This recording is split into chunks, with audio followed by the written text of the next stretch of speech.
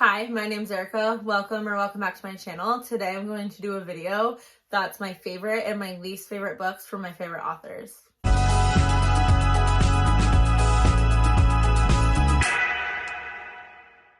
I've seen Jen from the Book Refuge do this video before, and I'm sure other people have too. But I thought it was a fun video, kind of get you to see my favorite books from my favorite authors and then the ones that I didn't love from them so much. So yeah, let's just jump in. I have 7 authors to talk about, so let's get going.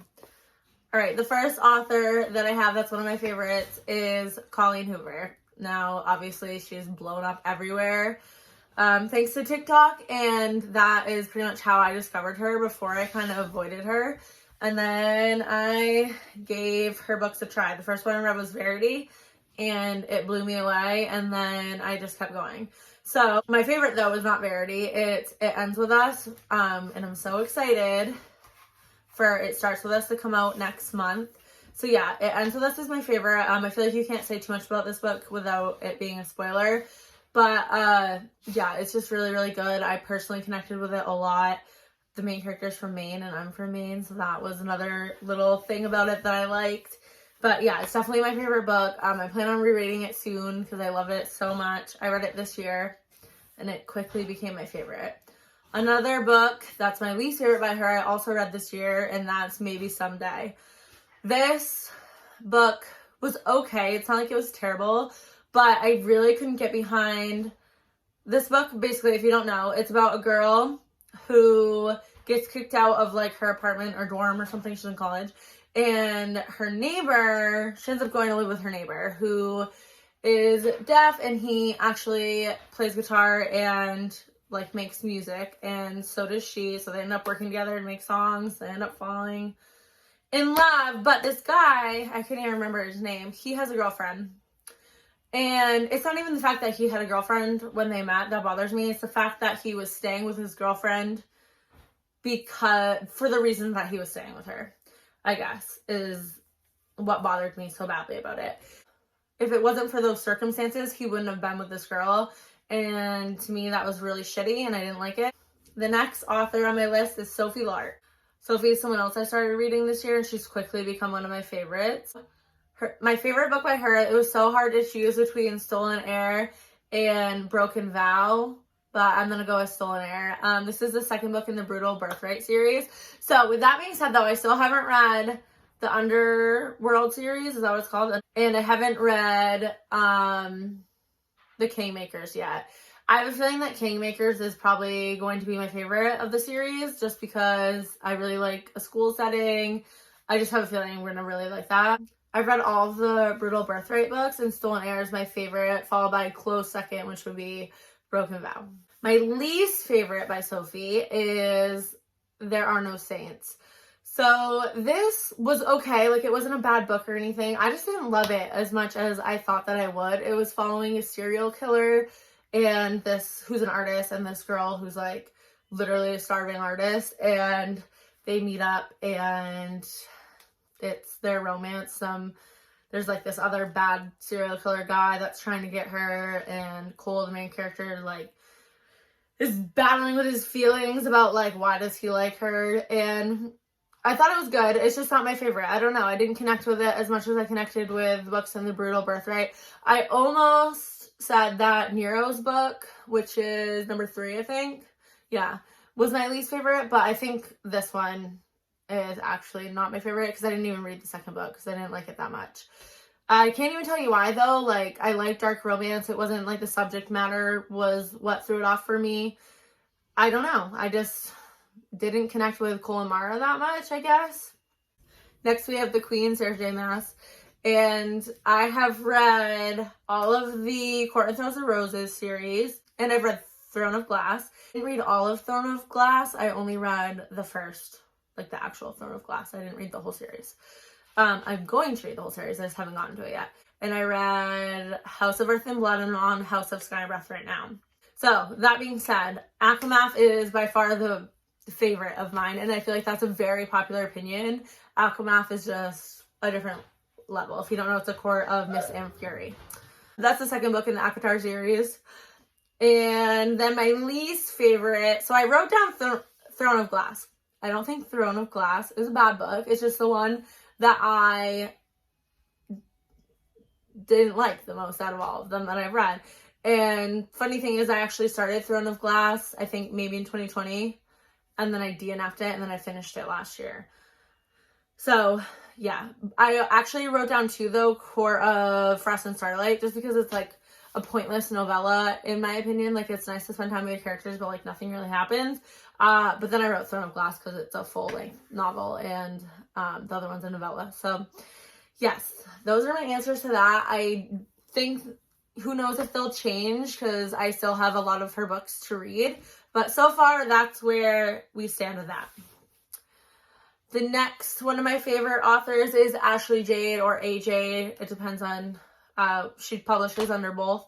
So my favorite is a new favorite, because if you would have asked me last month or 2 months ago, I would have said my favorite by her was probably Broken Night. But now my favorite is The Words. I just read this. It's so good. It's about Phoenix and Lennon, who meet up in high school because Lennon used to tutor Phoenix so he can pass. And then they kind of start a little bit of a romance there. And then something bad happens and they don't talk for years and years. And then Phoenix makes it big, and Lennon hates his guts for what happened.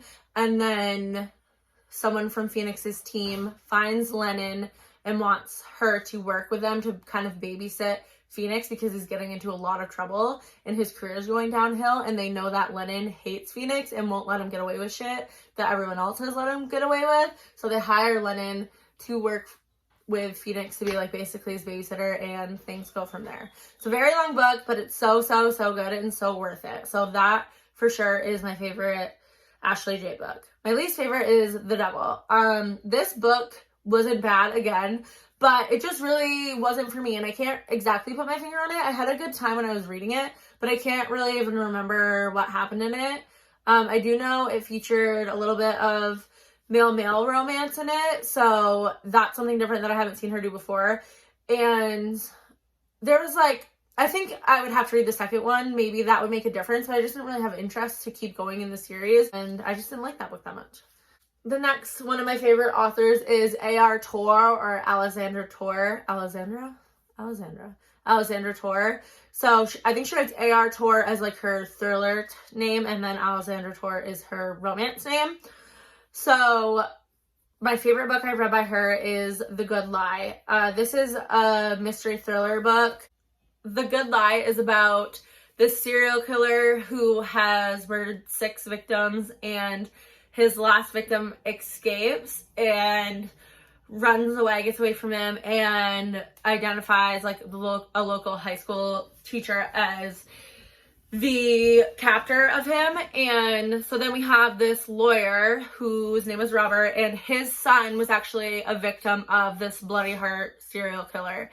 And I don't know if I said it already, but he's a lawyer. So he does not believe this kid's story at all, and does not think that the high school teacher is actually the one that was committing these crimes. So he represents him in the case, which is like pretty shocking that a father of a victim is representing this guy that is accused of murdering these kids.